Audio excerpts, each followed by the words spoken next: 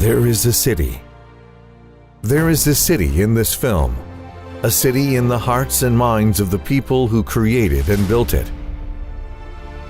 No other city has been pillaged and even destroyed like this one. It is a city whose ethnic landscape has been constantly forced to change over the last 200 years.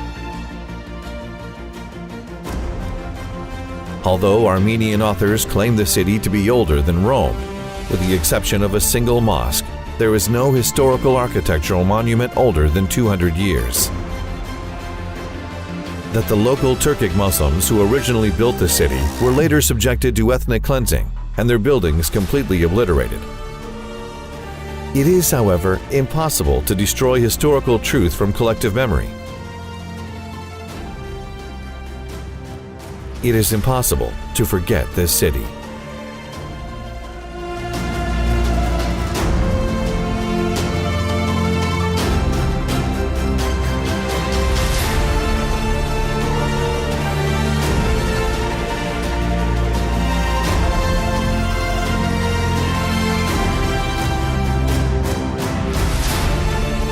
Because it is the city, Yerevan. Clearly, one of Azerbaijan's cultural centers.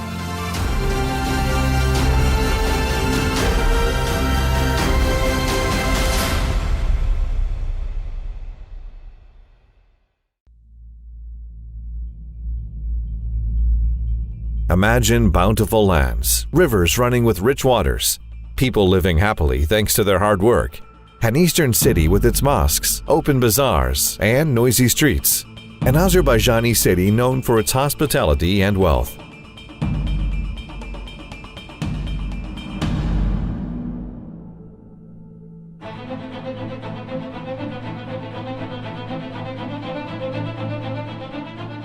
The city of Yerevan is located in the northeastern part of the Ankara, now called the Ararat Valley. It lies approximately 900 to 1,000 meters above sea level.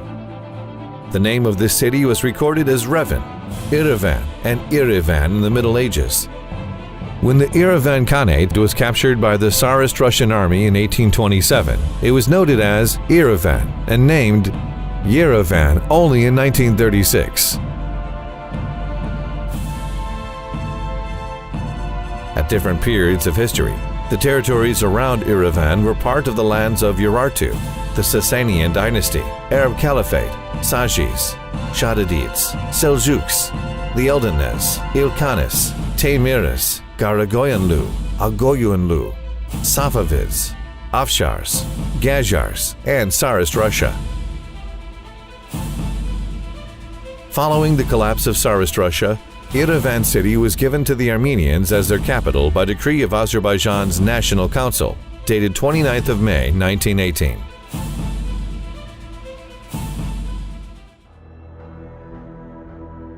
Several Armenian historians connect the name of modern Yerevan to the name of Erbuni Castle, erected during the reign of the Urartu king, Argish I in 782 BC. They claim that Erbuni Castle is Armenian tangible heritage. However, the Urartu stone inscription discovered in the castle shows that Erbuni was in fact not a city, but a castle, built as a military fortification on the northeastern borders of the Urartu kingdom, and named in honor of the Huri goddess Erbuni.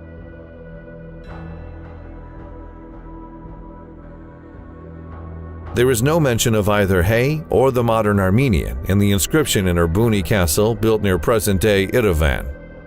It is clear from Urartu-era cuneiforms that Agri Valley was called the land of the Aza people before occupation by the Urartus in the early 8th century BC.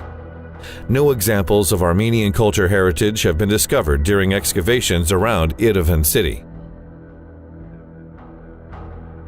The French scholar Lenormand and German Orientalist Mortman, who reached the ethnic origins and language of the Urartu people in the late 19th century, proved that there is absolutely no connection between the Urartu language and culture and the modern Armenians.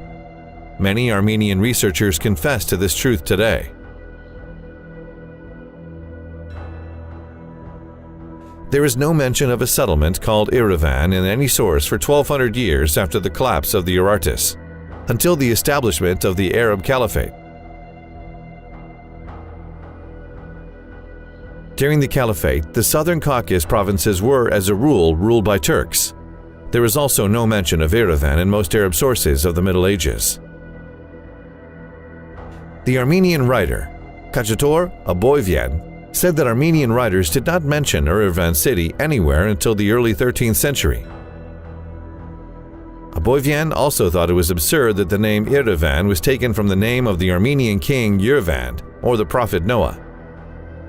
He wrote that the city had become famous in 1441 under Garagoyanlu ruler Jahan Shah, and that Yerevan had been occupied by Iran and the Turks in turn until the Tsarist Russian occupation of 1827.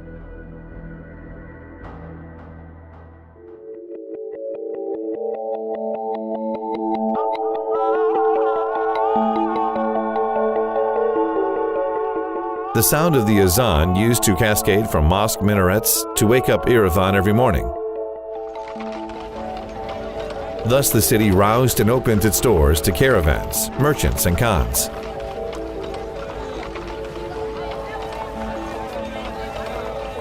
The French traveler Jean Chardon described in detail what he saw in Yerevan in 1673 in his From Paris to Isfahan. He wrote that the fort of Yerevan consisted of some 800 houses and was inhabited by full-blooded Guzulbashes. German traveler Franz Caspar Schillinger wrote that only Azerbaijanis lived in the city of Yerevan in his Travels to Persia and East India, printed in the early 18th century in Nuremberg. Armenian sources also confirmed that there was no resident Armenian population living in Yerevan. Armenian missionary Israeli Ori wrote in his letter to Peter the Great, dated the 25th of July, 1701, that some 300 Armenians had lived in Yerevan and had mostly been merchants.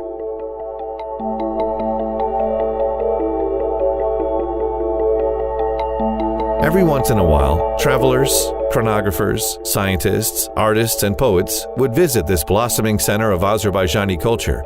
The renowned travelers and researchers Jean Tavernier, Jean Chardon, James Morier, Dubois de Montporeau, Evliya Chelebi, Countess Praskovia Avarova, Henry Lynch, Academician Nicholas Marr, and others visited Yerevan at different times. The bulk of the photographs taken by the famous Russian photographer Dmitry Yermakov in Yerevan in the 1880s and 90s are held in the Yermakov Foundation at the Georgian State Museum and in the Georgian State Art Museum. Some of the photographs taken by German art historian and archaeologist Friedrich Sara in Yerevan in 1897 are now kept in the Islamic Art Department in the Berlin State Museum. Many famous people of science and culture grew up in Yerevan. There is plenty of information about dozens of men of science and culture who came from Yerevan and who created under the pen name Yerevani in other lands. The eminent Azerbaijani doctor and scientist Haji Suleiman Gajar was born here in the 18th century. His Fevaidul Hikmet, in Persian translated as the benefits of wisdom, became famous not only in Azerbaijan, but also across Central Asia and Iran. This book was a true pharmaceutical encyclopedia of the Middle Ages and described the healing properties of thousands of local herbs, produce, and minerals.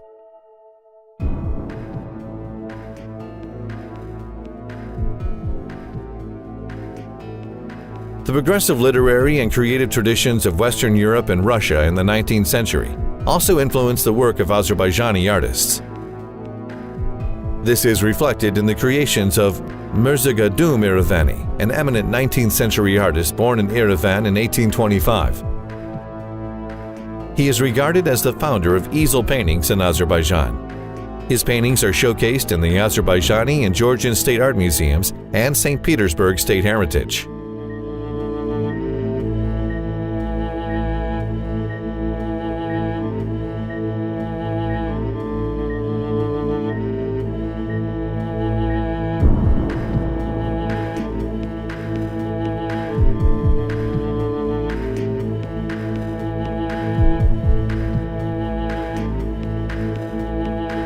Russian historian and statesman Ivan Chopin wrote that most youth in Yerevan could recite fluently the works of Rudaki, Firdovsi, Anvari, Nizami, Jami, Hafiz, Sadi, and other poets who were popular in the East. Chopin said that every Muslim had several copies of books dedicated to the different sciences, especially Sharia, in their homes. All this proves that Yerevan was truly one of Azerbaijan's developed scientific and cultural centers. The only existing manuscript of the Divan of Hussein Ali Khan, Divan, a collection of poems, assembled during the reign of Hussein Ali Khan of Yerevan in 1782, is now kept in the Armenian State Museum.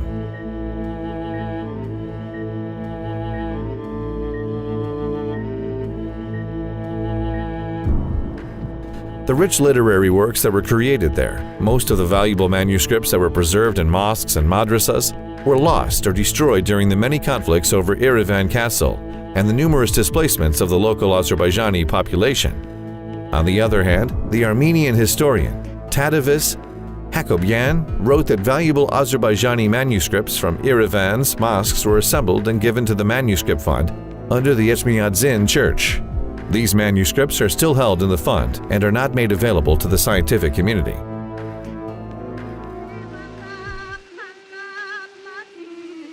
The richness and poetics of Azerbaijani even inspired Armenians living in the Yerevan Khanate to write and create in this language. The Armenian writer Abovoyan wrote about the Armenians living in Yerevan. Even the women and children speak Turkic. That is why it is quite natural that famous people who have poetic talent create poems in Turkic, meaning in Azerbaijani.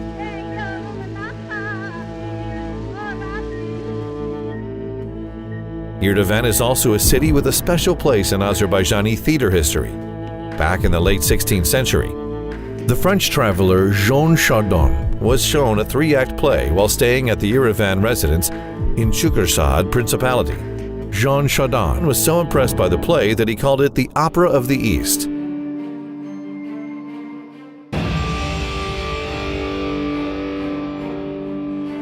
Shah Ismail, founder of the Safavid ruling dynasty of Iran, conquered Yerevan in 1501 and ordered his army commander, Ravangulu Khan, to build a castle of strategic importance on the banks of the Zengi River.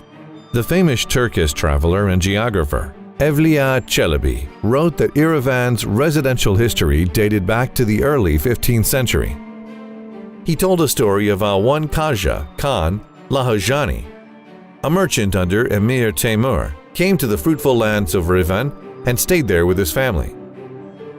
Çelebi also described how Shah Ismail ordered Ravangulu Khan to erect a castle, how the castle was built in 7 years and was then named Raven.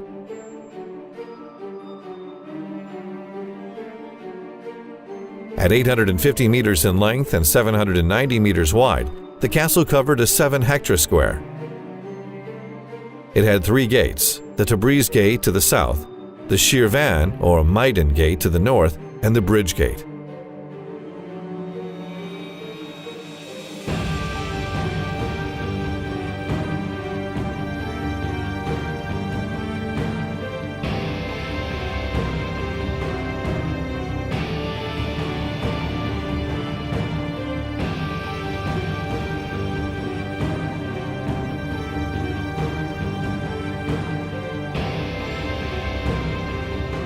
Yerevan Castle was conquered and changed hands 14 times during the long wars between the Ottomans and the Safavids. Each time it suffered some damage and was reconstructed. It was very important for the Russian Empire to take Yerevan Castle given its strategic location. But its army's attempts to conquer it in 1804 and 1808 were unsuccessful. In fact, it withstood 20 years of ceaseless attacks, falling only on 1st of October 1827, when Armenians directed Russian commanders to breachable points in the castle walls.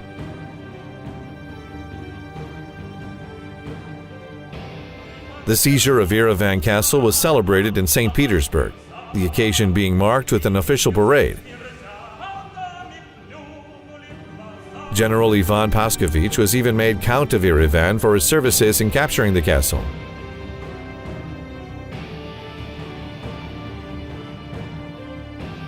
Artist and academician Vladimir Moshkov watched the Russian army attack. He portrayed the artillery assault from the northwestern direction in his painting Attack and Capture of Yerevan Castle, that is now held in the Yerevan City History Museum. Another Russian artist, battle painter Franz Robot, also depicted the capture. His painting is now in the Armenian History Museum.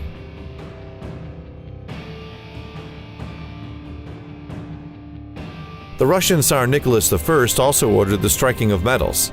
One was struck in 1827 in Tabriz, another in 1829 in St. Petersburg. There are clear descriptions on the medals, by word and illustration, of the capture of Yerevan Castle by the Russian Tsar.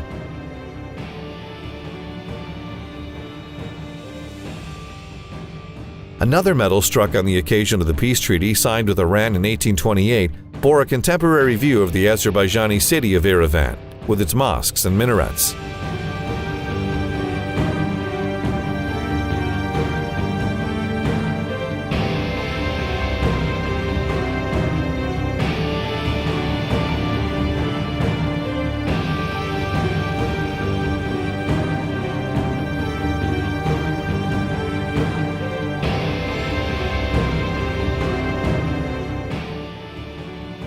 The castle ceased to be a military fortification in 1864. In 1865, an Armenian merchant, Nursis Taryan, bought part of its territory and built a cognac distillery.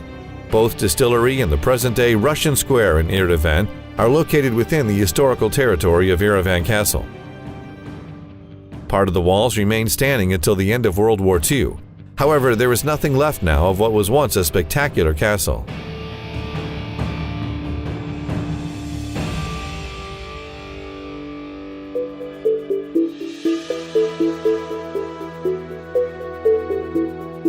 One of the rarest architectural pearls of the East, the Sardar, or Khan's Palace, was built by Khan Gajar for Amirgan, the Sardar of Yerevan, and improved later by the Khan of Yerevan, Hussein Ali Khan, in the 1760s and 70s. In 1791, Hussein Ali's Khan's son, Muhammad Khan, had the palace's mirrored hall and summer house built. French travelers Jean Tavernier in 1655 and Jean Chaudon in 1673 made graphic drawings of Yerevan.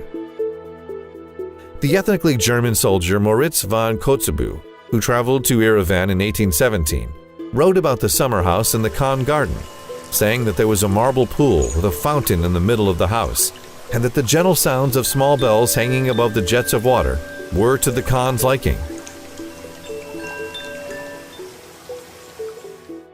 Shortly after Yerevan Castle was captured by the Russian army, Russian officers staged Alexander Griboyedov's Woe from Wit in the mirrored hall.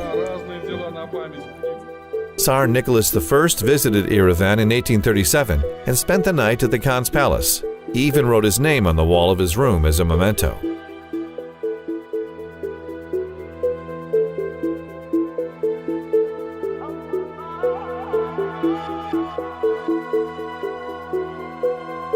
Some 15 of Yerevan's mosques are mentioned in historical literature. The minarets of the Blue, or Hussein Ali Khan Mosque, the Sardar, or Abbas Mirza Mosque, and the Shah Abbas, Tapabashi, Zalkhan, Sartib Khan, Haji Novrazali Bey, Demirbalag, Haji Jafar Bey, Rajab Pasha, Muhammad Sartib Khan, and Haji Inman mosques all reflected the fact that Yerevan was a Muslim city. The French geologist, archaeologist, and naturalist Dubois de Montporeau described Yerevan Castle and the Blue Mosque in detail in his Travels Around the Caucasus, published in Paris in 1839.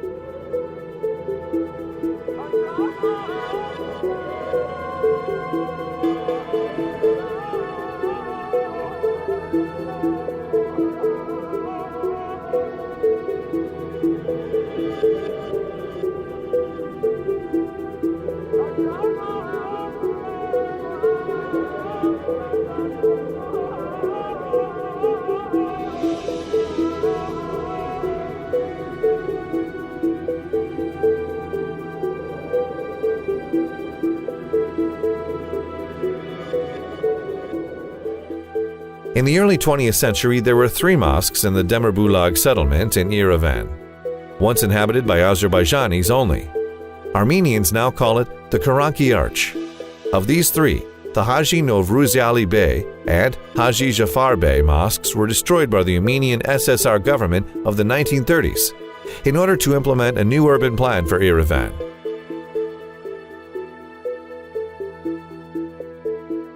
The Demirbulag Mosque, near the bridge over the Gidar River, was burned down by Armenians in 1988.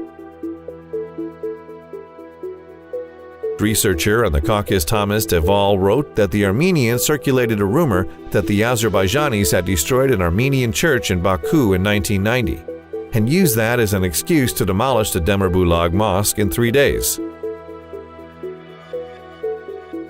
Whereas the only Armenian church in Baku is preserved by the government as a historical architectural monument.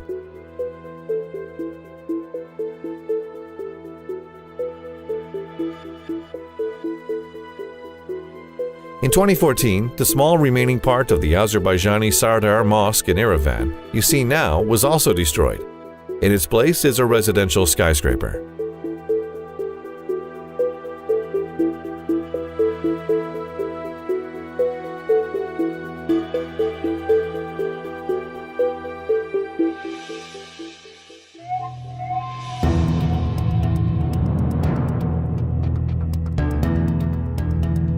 The city of Yerevan was at an intersection of caravan routes.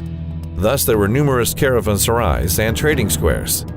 In the early 19th century, there were 8 caravanserais: the Julfa, Gurju, Georgian, Zarabikan, Tahir, Sulu with water, Susuz without water, Afshar, and Haji Ali, and 851 trade outlets. Ivan Chopin said that there was a great square in the very center of the city. The other squares were called Khan's Garden, Zal Khan, Hussein Ali Khan, and Labor Market. The area where once stood the mansion of Pana Khan Makinsky, one of Yerevan's most renowned entrepreneurs, was called Pana Khan Square until recently. There used to be 10 bathhouses in Yerevan, all built in Oriental architectural style: the Shaher City, Salkan, Sheikh Ul Azam, Mehdi Bey, Haji Beyim, Tapabashi, Haji Ali, Haji Fat Ali, Karim Bey, and Hassan Ali. 1,473 gardens graced Yerevan and its environs, 772 within the city. They delighted the eye, cooled the city, pleased the people, and caressed their souls.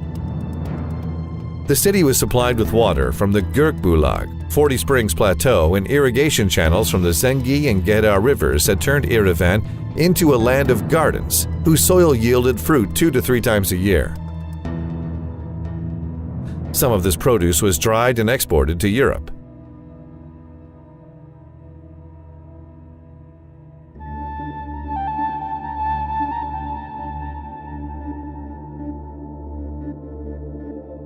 The population of Yerevan was close to 20,000 before its occupation by the Russian army.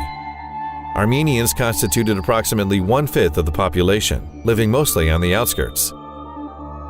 For Russia, it was crucial to create a supportive zone inhabited by Christians in the South Caucasus in order to take new territory south of imperial borders.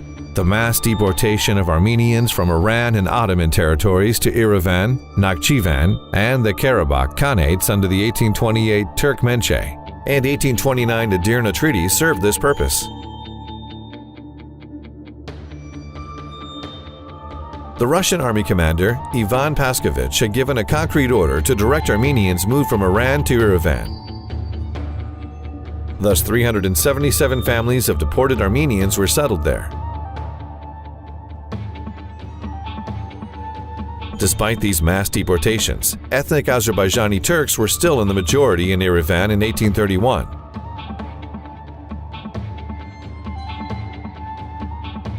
There were 7,331 Azerbaijanis, 4,484 Armenians, and 105 people of other nationalities.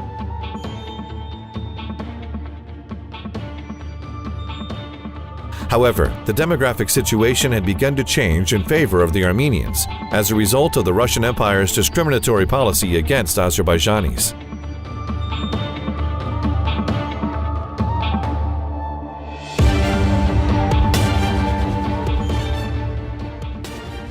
The Azerbaijani cultural heritage of Yerevan has been deliberately destroyed by the Armenians. The question of preserving Sardar Palace in Yerevan was even discussed at meetings of the Russian Imperial Archaeological Commission in 1910 and 1912. The commission decided that the famous Orientalist Nicholas Marr should conduct a further feasibility study of the palace. Upon concluding his study, Marr wrote in his report that besides earthquakes and other natural processes, the human factor, that is to say, the actions of the Armenians, also played a major role in the destruction of the palace.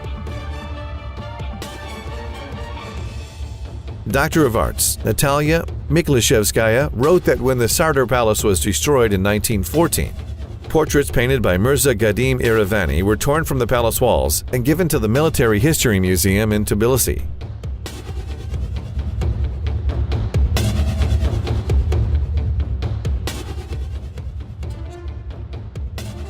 The Great Hall of the Zalkan Mosque was destroyed in 1928, and the Yerevan Hotel replaced it. The hotel is now called the Royal Tulip.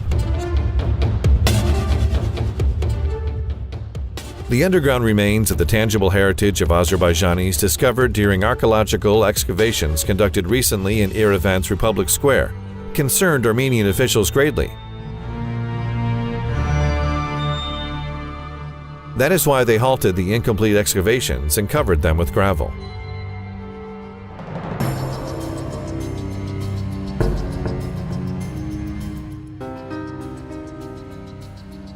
On 29th of May 1980, under various foreign pressures, the Azerbaijan National Council was forced to hand Yerevan over to become the capital of the Armenian state. Thus, the first Armenian state was built on the lands of the former Yerevan Khanate, Azerbaijani territory. Despite the fact that Armenians were regularly moved and settled to Yerevan, by the early 20th century the number of Azerbaijanis in Yerevan was almost equal to that of Armenians. Approximately 12,500 Azerbaijanis lived in the city. Policies of genocide and deportation conducted against the Azerbaijani population in Armenia left approximately 10,000 of the original 500,000 Azerbaijanis in the Armenian SSR. There were only 5,124 Azerbaijanis in Yerevan in 1922.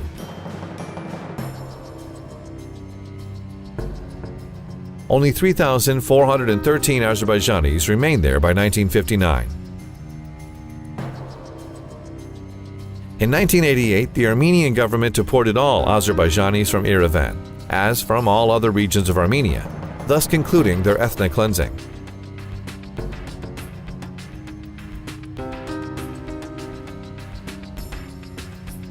Today, the city of Yerevan, an ancient Azerbaijani land, bears no resemblance to its historical identity. Yerevan Castle has been destroyed, along with all the historical architectural monuments within it.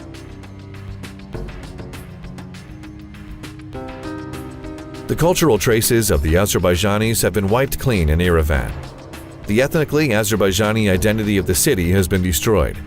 The historical Turkic Muslim city has been turned into a mono-ethnic Armenian city by sheer vandalism.